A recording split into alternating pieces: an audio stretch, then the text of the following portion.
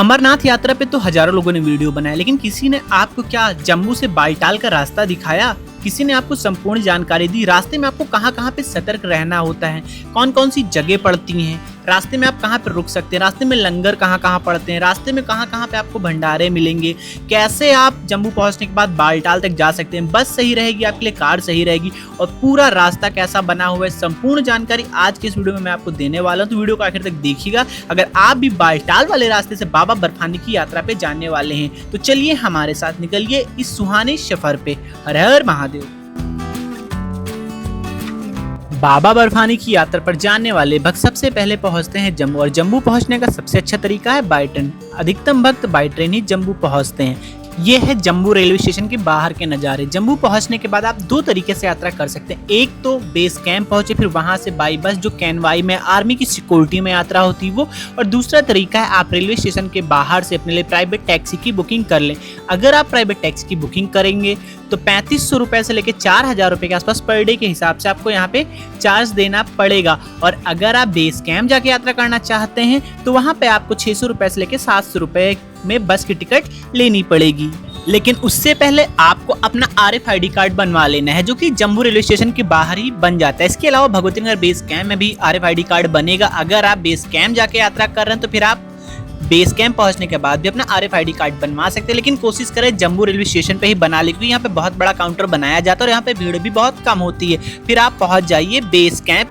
अगर आप कैनवाई में यात्रा करना चाहते हैं तो बेस कैंप में आपको एक नाइट का स्टे करना है, और यहीं पे आपको बहुत सारे लंगर देखने को मिल जाएंगे। भरपेट आप खाना खाइए, और दूसरे दिन सुबह सुबह आपको निकलना है बाई बस बालटाल। इसके लिए आपको रात में ही टिकट लेके रख लेना है। टिकट के चार्जेस मैं बता चुका हूँ भाई, 500 रुपये से लेकर 700 रुपये के आसपास ही आपको टिकट मिलने वाला है, और सुबह सुबह आपकी यात्रा की शुरुआत हो जाती है बाबा बर्फानी के लिए। लेकिन हम लोगों ने अपने लिए की थी प्राइवेट टैक्सी, जिसका चार्ज 3500 रुपये से लेकर 4000 रुपये पर डे के हिसाब से पड़ने वाला है।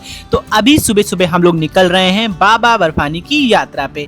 अमरनाथ की यात्रा जुलाई अगस्त के महीने में होती है, और ये वेदर का समय होता है, इसीलिए आपको रास्ते में से सुहाने नज़ारे देखने को मिलेंगे। कहीं भी आपको बरसात देखने को मिल सकती है, और इसके अलावा जब आप पैदल ट्रैकिंग करेंगे तो भी आपको वहाँ पे बरसात मिल सकती है। इसीलिए कोशिश करें अपने साथ रेनकोट, छाता हमेशा साथ में रखें, ताकि आपको कहीं भी किसी भी प्रकार की दिक्कतों का सामना ना करना पड़े। तो अभी हम लोग जम्मू से आगे की तरफ चल रहे हैं।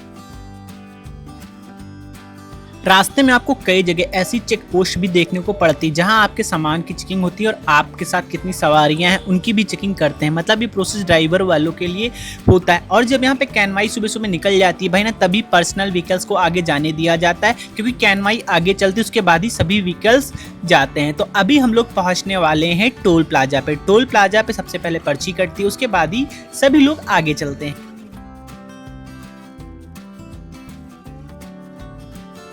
टोल प्लाजा पे भाई पर्ची कटने के बाद एक बार फिर से अपनी यात्रा की शुरुआत हो चुकी है, और बरसात भी भाई अभी भी बंद होने का नाम नहीं ले रही, और लगभग करीब 50 किलोमीटर का सफ़र हम लोग तय करके अभी आगे आ चुके हैं। और ये जो जब यात्रा का सफ़र शुरू होता है, ये पहले आप जम्मू से पहुंचते हैं उधमपुर। तो अभी हम लोग पहुंचने वाले हैं उधमपुर, और उससे पहले ही आपको एक बहुत ही सुंदर सुरंग देखने को मिलती है, जिसको आपको पार करना पड़ता है। तो अभी हम लोग उस सुरंग के पास में ही पहुंचने वाले हैं। आप देख रहे हैं सुरंग आने वाली है, और अभी मात्र कुछ सेकंड के भीतर ही हम लोग इस सुरंग के अंदर इंटर कर जाएंगे। ये आप देख सकते हैं भाई। तो ऐसे ऐसे नज़ारे आपको बाबा बर्फानी की यात्रा पे देखने को मिलने वाले हैं। बरसात की वजह से भाई देख कितना घनघोर अंधेरा भी आपको देखने को मिलता है। और एक जादू मैं आपको दिखाऊंगा, जैसे ही आप पार करेंगे इस गुफा को, आपको यहाँ पे बरसात देखने को नहीं मिलेगी, मतलब कम देखने को मिलेगी।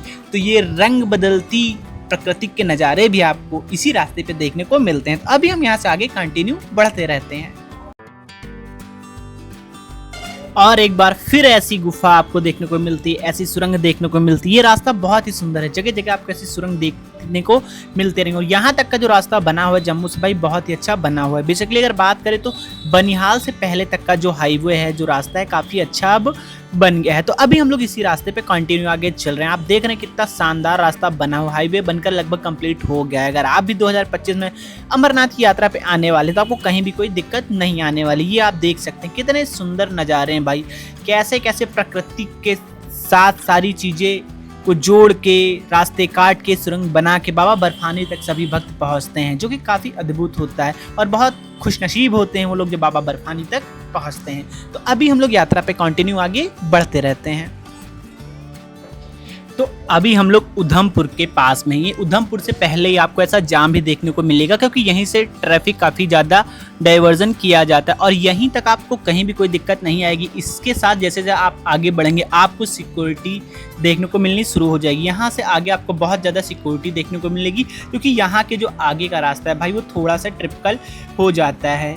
इसके अलावा अगर बात करें तो यहाँ पे आपको लंगर की सेवाएं देखने को मिल जाती हैं, भोजन ढाबे रेस्टोरेंट वगैरह भी मिल जाएंगे और श्रद्धालुओं को यहाँ पे एक बार फिर से चेकिंग से गुजरना पड़ता है। और बहुत से लोग होते हैं जो जम्मू ना जाके सीधे उधमपुर आते हैं। उधमपुर पहुँचने के बाद अपनी अमरनाथ यात्रा प्लान करते हैं, तो वो लोग भी उधमपुर पहुँचने के बाद अपनी यात्रा यहाँ से शुरू करते हैं, इसलिए काफ़ी महत्वपूर्ण पॉइंट हो जाता है उधमपुर। तो अभी हम लोग उधमपुर से आगे निकल रहे हैं। एक बार फिर से देख रहे हैं आप मौसम कितना सुहाना हो चुका है और गाड़ियाँ एक एक गाड़ियाँ आगे बाबा बर्फानी की यात्रा की तरफ बढ़ती जा रही हैं। तो अभी हम भी आगे चल रहे हैं।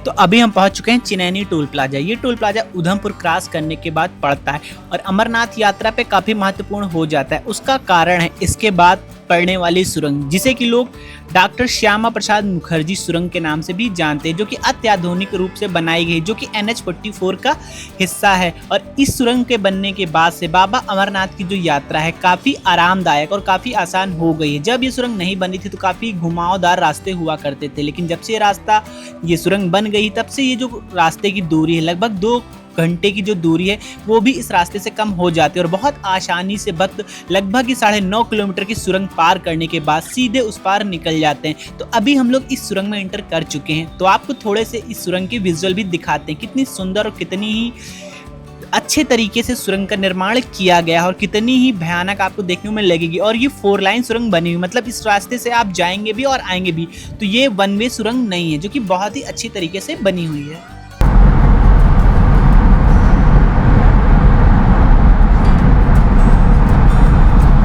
तो अभी डॉक्टर श्यामा प्रसाद मुखर्जी टनल से हम लोग काफ़ी आगे आ चुके हैं, लगभग 35-40 किलोमीटर के आसपास, और पहुंचने वाले हैं रामबन। रामबन से पहले आपको ये नदी का दृश्य देखने को मिलता है। चिनाब नदी है ये, जो कि जम्मू कश्मीर की मुख्य रूप से एक धारा से जोड़ती है और यहाँ पे आपको रास्ता जो है वो सिंगल रास्ता देखने को मिलता है। इसीलिए अगर आप बरसात के समय में यात्रा करें तो भाई कोशिश करें कि रामबन में आप कभी भी बरसात के समय में ना फंसे, क्योंकि यहाँ का जो रास्ता है वो लैंडस्लाइड वाला है, पत्थर नीचे आ जाते हैं और जब बरसात होती है भाई ना, तो यहीं पे मुख्य रूप से यात्रा रोक दी जाती है। लोगों को रामबन के अंदर नहीं आने दिया जाता। रामबन से पहले इधर यात्रा रोक दी जाएगी और वापसी में जो लोग आ रहे होंगे ना, तो उनको बनिहाल के पहले ही रोक दिया जाता है। मतलब रामबन का जो क्षेत्र है भाई ना, वो थोड़ा सा संवेदनशील हो जाता है। सिक्योरिटी के मामले में भाई रामबन संवेदनशील हो जाता है और लैंडस्लाइड के जो क्षेत्र जोन है उसकी वजह से भी ये यात्रा संवेदनशील हो जाता है। तो यहाँ पे आपको थोड़ा सा ध्यान देना है अगर आप प्राइवेट टैक्सी करके बाबा बर्फानी की यात्रा पे जा रहे तो। और अगर आप जत्थे में यात्रा करेंगे तो सारी जिम्मेदारी जत्थे में कैनवाई वालों की,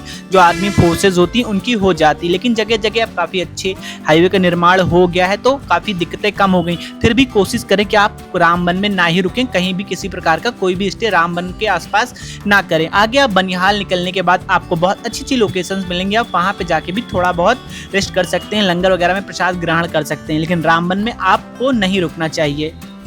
अभी हम रामबन मुख्य शहर के अंदर आ चुके हैं। ये मुस्लिम बहुल क्षेत्र है, यहाँ पे हर प्रकार की दुकानें आपको देखने को मिल जाएंगी, लेकिन बहुत कम लोग ऐसे देखने को मिलेंगे जो कि बाबा बर्फानी की यात्रा पे जा रहे हैं और आपको रामबन में कहीं भी उनकी गाड़ी रुकी हुई देखने को मिले। और कोशिश करें यहाँ पे किसी से भी भिड़ने की जरूरत नहीं है भाई। कई बार जो लोकल लोग होते हैं ना, यहाँ पे भिड़ने के लिए तैयार होते हैं और मैं ये बिल्कुल अपने अनुभव के साथ बता रहा हूँ। मतलब आपको कहीं भी डरा नहीं रहो, आप यात्रा पे जा रहे हैं, आप यात्रा पे जाइए, कहीं भी किसी भी प्रकार से किसी से भिड़ने की जरूरत बिल्कुल भी नहीं है। तो अभी हम लोग रामबन से आगे चल रहे हैं।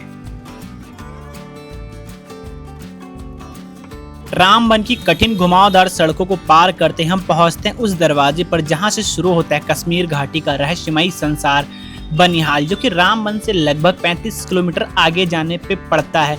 और यहाँ का जो दृश्य है भाई वो बहुत ही सुंदर हो जाता है। और बनिहाल में ही पहुँचने के बाद मुख्य रूप से हम लोग कश्मीर घाटी में प्रवेश कर जाते हैं। और यहाँ पे पहुँचने के बाद भाई आपको बहुत ज़्यादा जाम देखने को भी मिलता है। यहाँ पे जब अमरनाथ यात्रा चलती है तो जाम की स्थितियाँ बहुत ज़्यादा बिगड़ जाती हैं, घंटों आपको ऐसे जाम में फंसना पड़ता है, क्योंकि यहीं से आगे बनिहाल रेलवे स्टेशन भी पड़ता है, जो कि अभी से पहले बनिहाल से ही लोग श्रीनगर बाई ट्रेन जाया करते थे। लेकिन अब चिनाब पुल चालू होने के बाद कटरा से माता वैष्णो देवी से श्रीनगर के लिए ट्रेन की शुरुआत हो चुकी है, लेकिन बनिहाल मुख्य रूप से काफ़ी महत्वपूर्ण स्टेशन हो जाता है।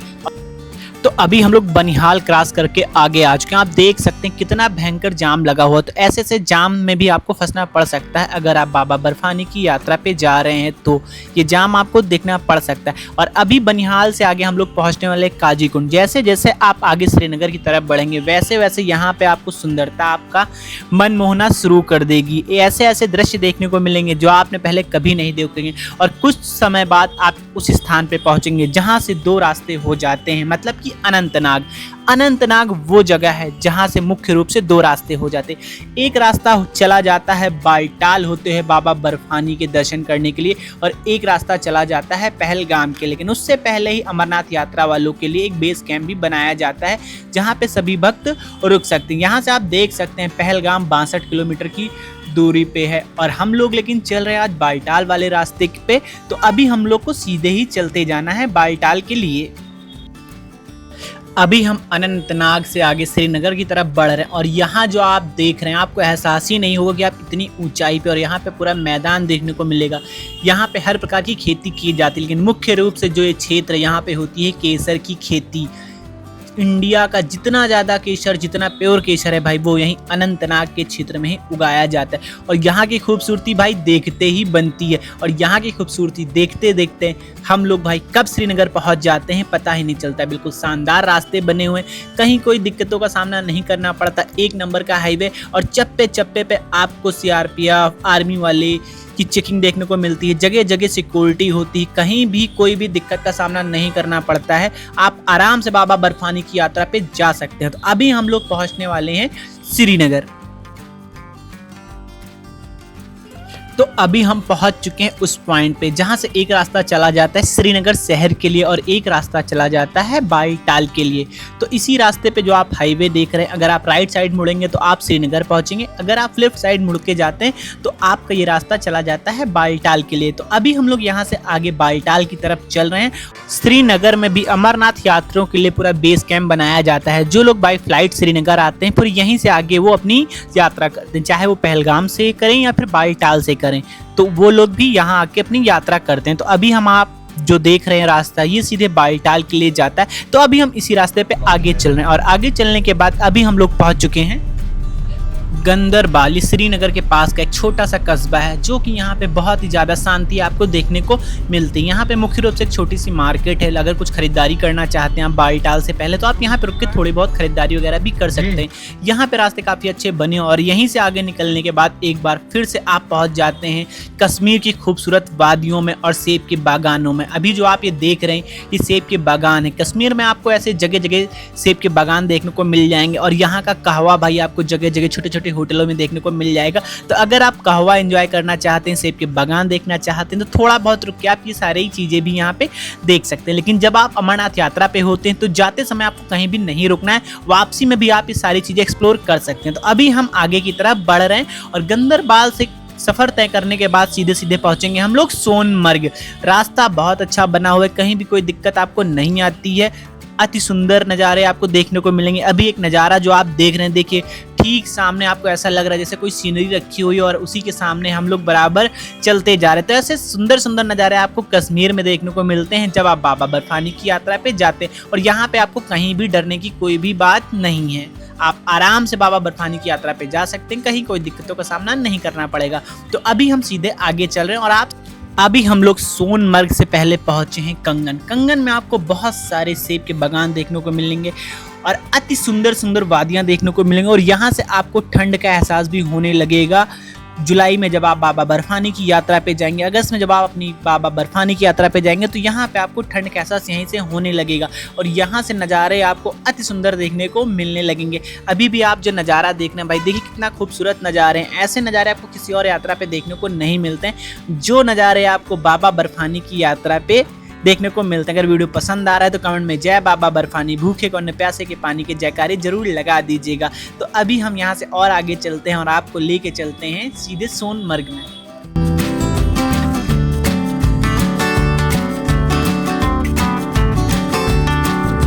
अभी हम पहुंचने वाले हैं सोनमर्ग। सोनमर्ग सिर्फ एक पड़ाव नहीं, ये वो जगह है जहां भक्त और भगवान के बीच की दूरी खत्म होने लगती है।